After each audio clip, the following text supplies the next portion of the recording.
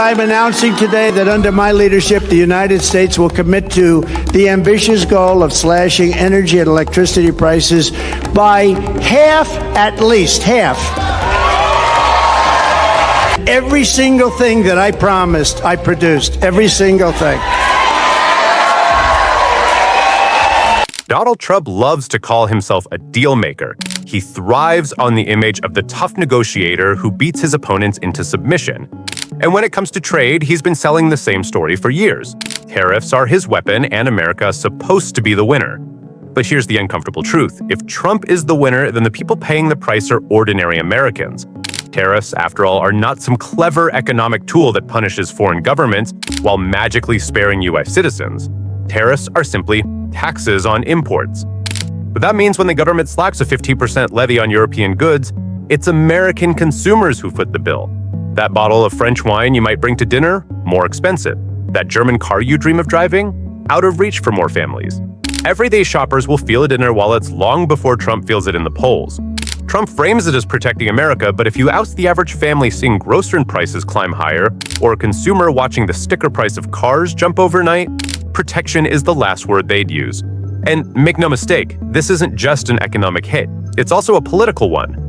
Trump's new tariff deal with Europe exposes cracks inside the European Union itself, and those fractures may be even more dangerous than the price hikes Americans are about to face. Trade deals in Europe are never just about money. With 27 member states, every negotiation is also about unity, about showing the world that Europe can stand together as one. But Trump knows exactly how to chip away at that unity. France blasted the agreement, calling it nothing short of submission. Hungary's Viktor Orban, never shy about his admiration for Trump, bragged that the American president ate Brussels for breakfast. Hungarian Prime Minister Viktor Orban took a different view, arguing the deal was worse than the one reached between Washington and the United Kingdom. Speaking during a Facebook live stream on Monday, he said Donald Trump ate von der Leyen for breakfast. We suspected this would happen as the US president is a heavyweight when it comes to negotiations, while Madam President is a featherweight. France was also critical of the accord. Prime Minister François Bayrou wrote on social media that it was a dark day when an alliance resigned itself to submission. Think about that image. A supposedly united Europe, but one member state is cheering while another is fuming. That's Trump's strategy in action: divide and conquer. He doesn't need to beat the EU as a whole if he can make it fight itself. This is where his so-called victories become more dangerous.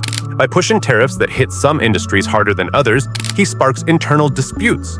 Southern Europe, reliant on wine exports, feels betrayed. Northern Europe, with its powerful auto industry, calculates whether to absorb the hit or push back. The cracks widen, and the EU's famous solidarity looks more like a slogan than a reality. Trump thrives on that chaos. Every headline about European leaders fighting each other instead of fighting him is a political win he can wave at his supporters. We will make housing much more affordable. As inflation is tamed, interest rates will dramatically fall. They'll be down very, very low. We'll get them down. We had them down to 2.4% and even lower than that for a period of time. Reducing mortgage rates is a big factor. We're going to get them back down to, we think, 3%, maybe even lower than that, saving the average home buyer thousands of dollars per year. They can now go out. Young people will be able to buy a home again and be a part of the American dream. But again, that win comes at a cost, not to him, but to consumers, industries, and workers caught in the crossfire. Now let's talk specifics. Who's getting hurt here? Take German car makers. Volkswagen, BMW, Mercedes. These are global giants, brands that screen prestige and reliability. Under Trump's deal, the tariffs they face were cut from a brutal 27.5% down to 15%. That sounds like progress, but let's not kid ourselves. 15% is still a massive tax.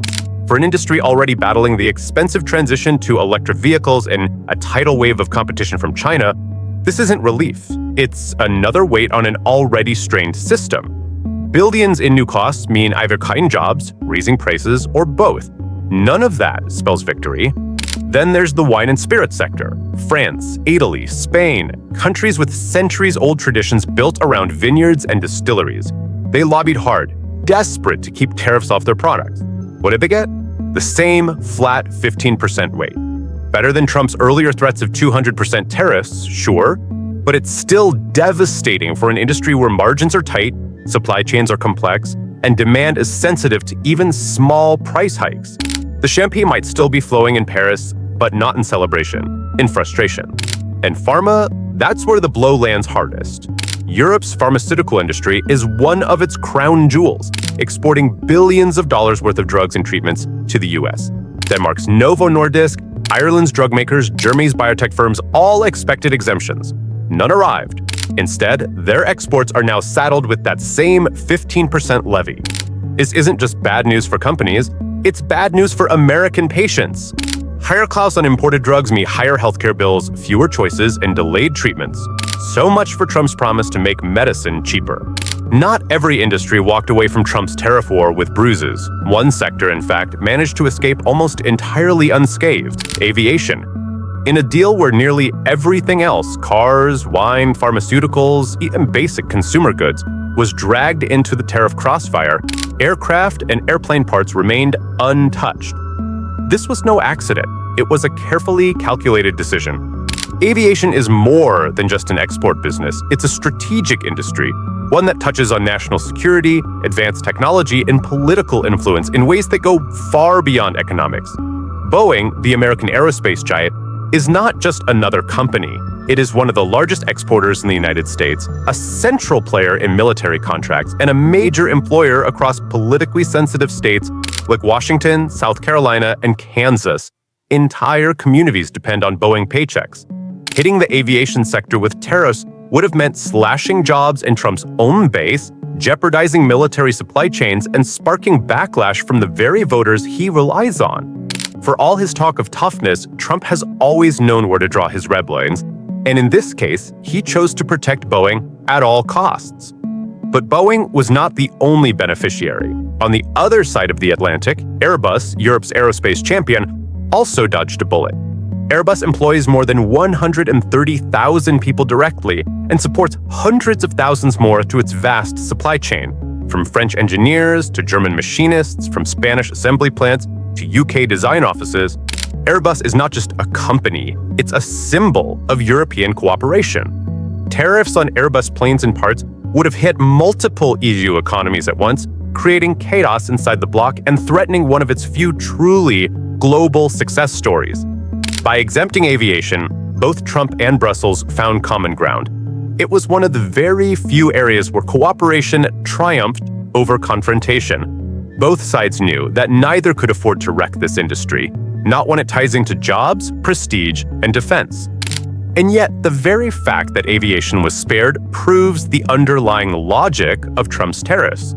This was not about creating a fairer trade system or helping consumers. If it had been, no industry would have been exempt. Instead, this was about leverage and politics. Trump spared aviation because it would have hurt him, not because it was right or fair.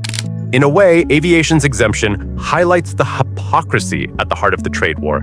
Trump boasted about making America strong again by forcing other nations to pay, but when it came to the sector that mattered most for his political future, suddenly, toughness gave way to compromise. The man who claimed he never backed down quietly backed away from confrontation because it would have cost him too much at home. So, aviation walked away smiling. Workers in Boeing's factories and Airbus's hangars breathed easier. Investors celebrated stability. But for every other industry, this exception was a reminder that Trump's tariff wars were never about a consistent principle. They were about calculation, pressure, and politics, deciding who to hurt and who to protect based on what worked best for Trump. If aviation was the rare case of cooperation, digital regulation was the rare case of European resistance. The United States pushed hard here. Washington wanted Brussels to ease its strict digital rules, which cover everything from competition laws to content moderation to data privacy. American tech giants like Google, Facebook, Amazon, and Apple have long been frustrated by Europe's heavy hand in regulating their business models. For Trump, securing concessions in this area would have been a win far beyond tariffs. It would have meant dismantling a piece of Europe's global influence. But Brussels refused. In an environment where Europe gave ground on so many industries, wine, cars, pharmaceuticals, Digital rules became the line in the sand.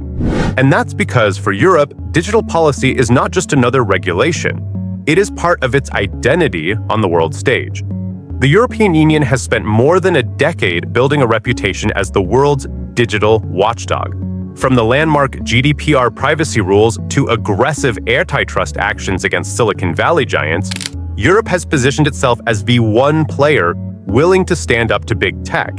Where the US often turns a blind eye in favor of growth, Europe has insisted on accountability, fairness, and consumer protection.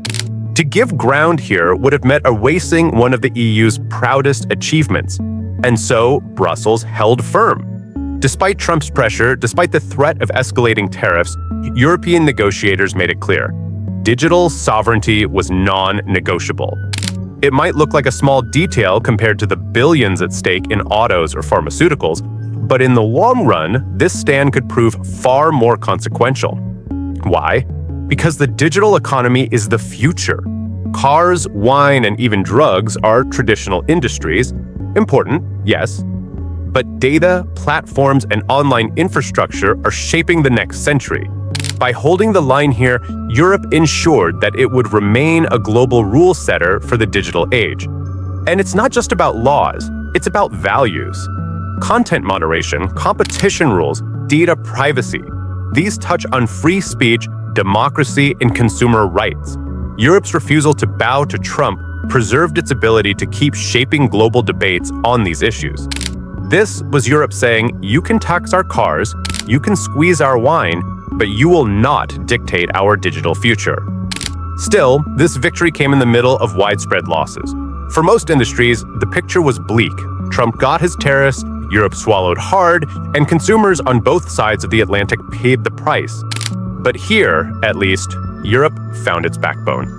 What Trump is calling a win is in reality a disaster. His tariffs didn't protect American workers, they punished them. Prices are higher, choices are fewer, and the very industries he promised to shield are left struggling under new costs. Europe walked away bruised, but not broken. America walked away with a bigger problem: a president who confuses chaos with strategy and who measures success by headlines, not by results. This deal is not strength, it's instability. It's not leadership, it's economic sabotage carried out in the name of politics. And the cruel irony is that the people Trump claims to fight for, ordinary American families, are the ones paying the heaviest price. Call it what it is: a tariff war that leaves everyone weaker and a disaster disguised as victory. Every single thing that I promised, I produced. Every single thing.